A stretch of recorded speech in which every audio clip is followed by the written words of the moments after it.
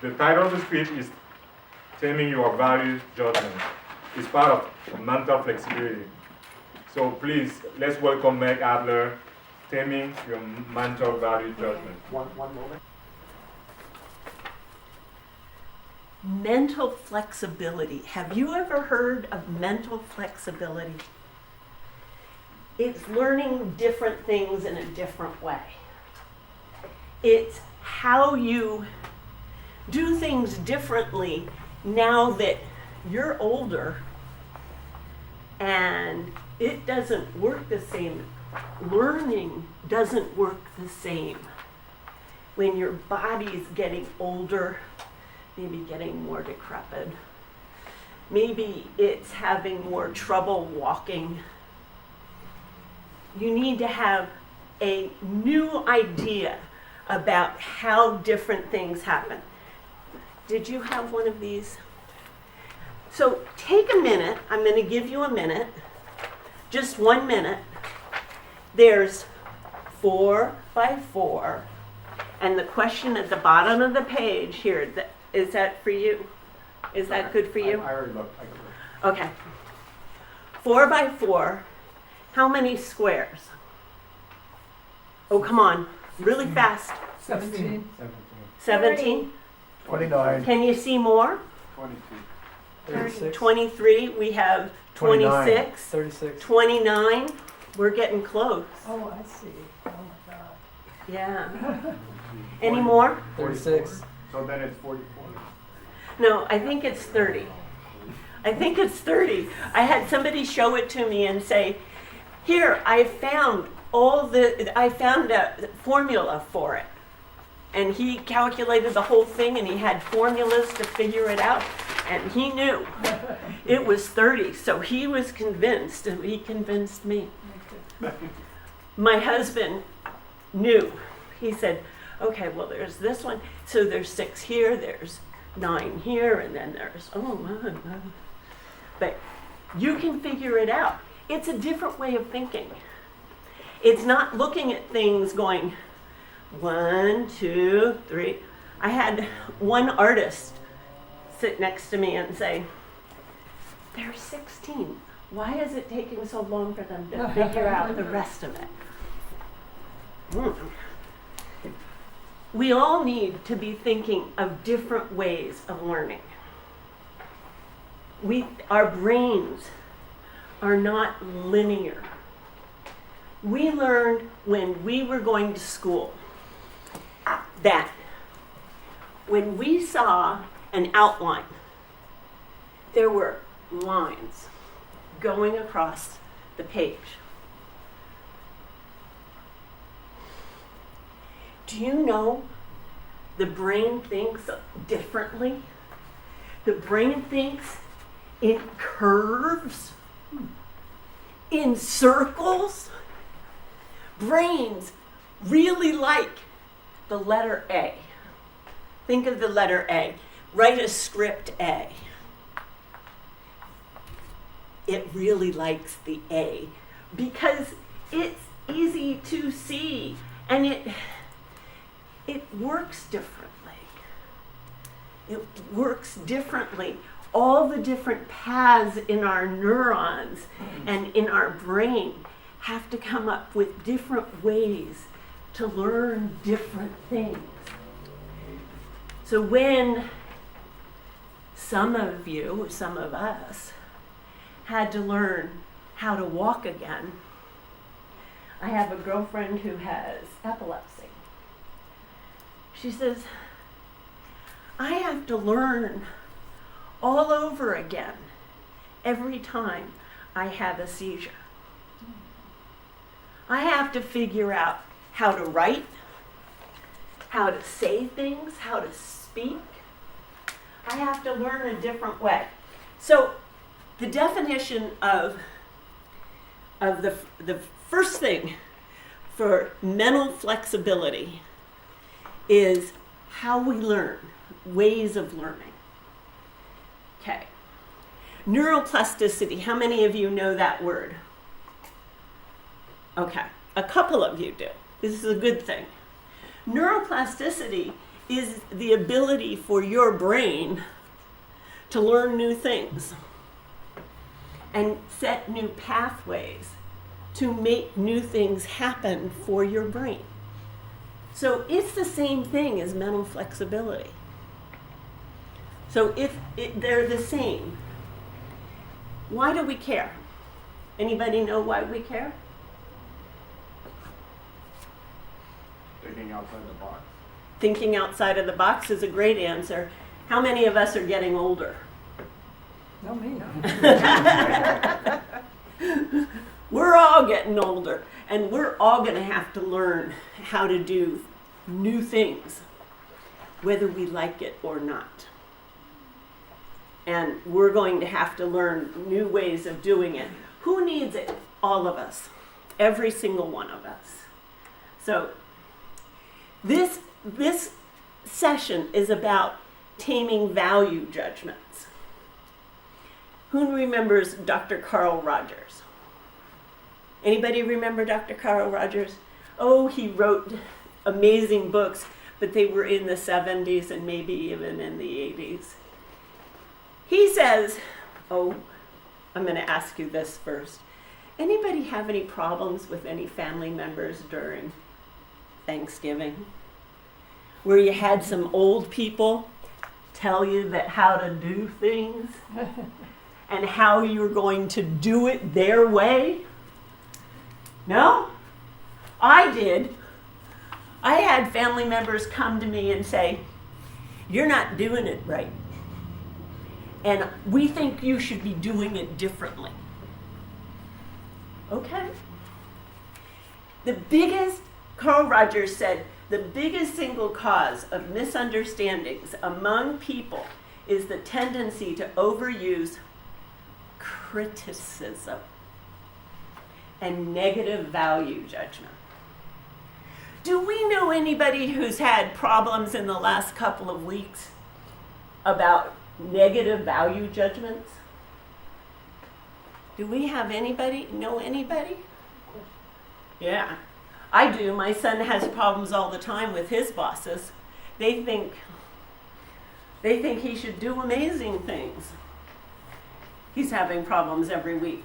When people are busy passing judgment on one another, they are not busy listening, learning, or appreciating new points of view, and cannot function flexibly as a thinker, as a communicator, and as a problem solver. This is a big conversation. This isn't just a little one, but we're going to do it little because we've got more work to do. Voltaire claimed opinions have caused more problems in this world than all the wars, famines, and epidemics all put together. I think that's a big statement for Voltaire. Because that was what, in the 1700s? But there's a good reason for it. The key skill of flexible thinkers is to suspend judgment. So I'm going to give you a couple of things. I'm going to give you, everybody, here, I'm giving you some paper. And I think I have paper for everybody that says Taming Value Judgments. Does everybody have one? Yeah, I have it. Okay. Is there anybody who got skipped or cheated? Here. Anybody else, so that Patrice can pass it out. Okay. We know this. This is stuff we know. Toastmasters. We know about the sandwich method of doing evaluations.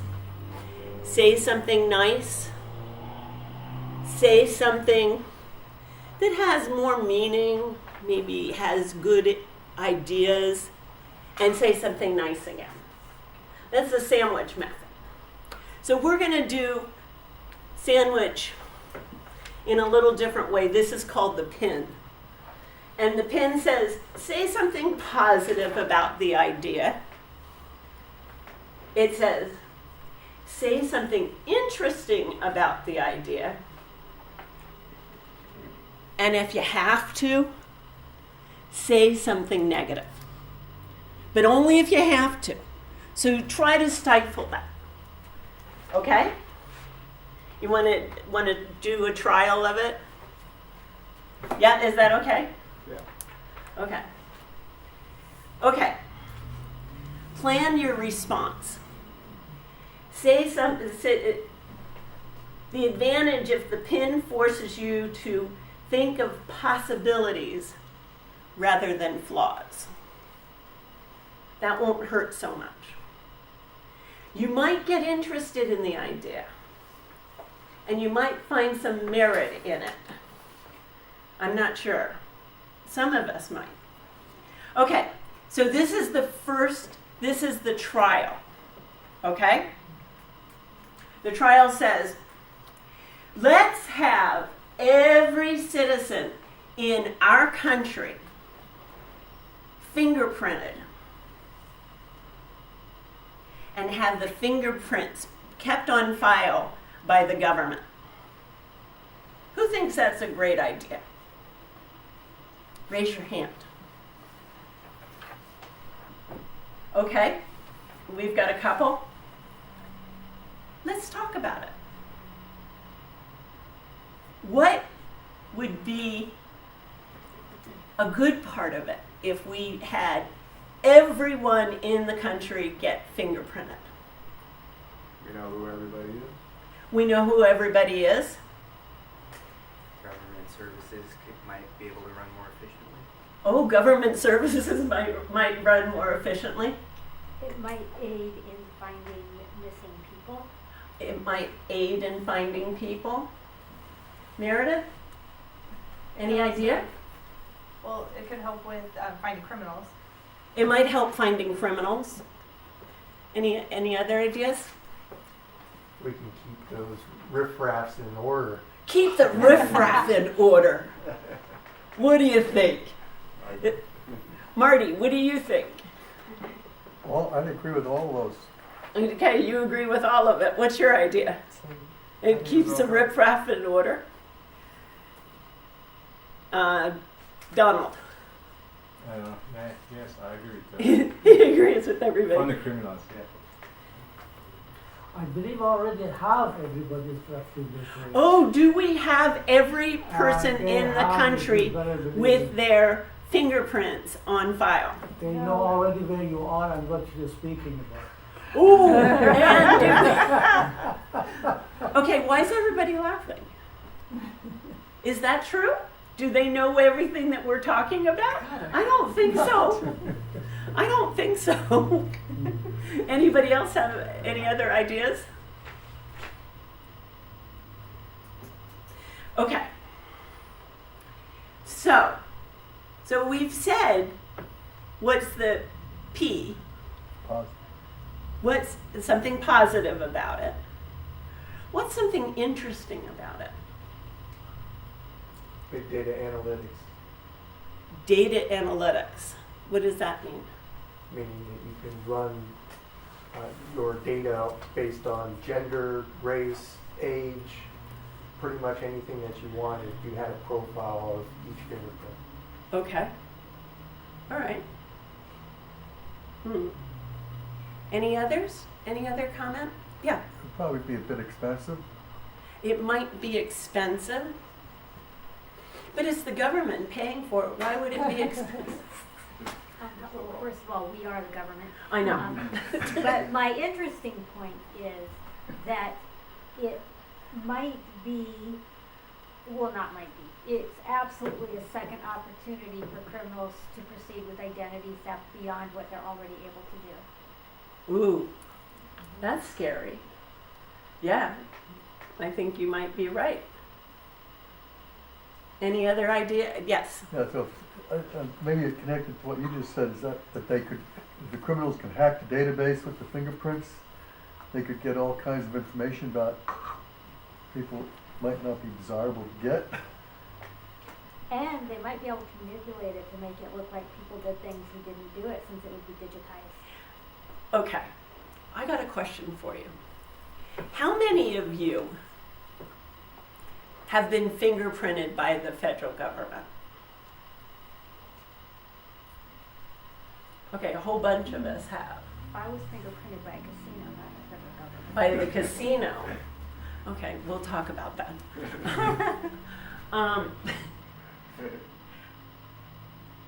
I'm not sure how I feel about being fingerprinted by everybody because I'm not a criminal. Are any of you?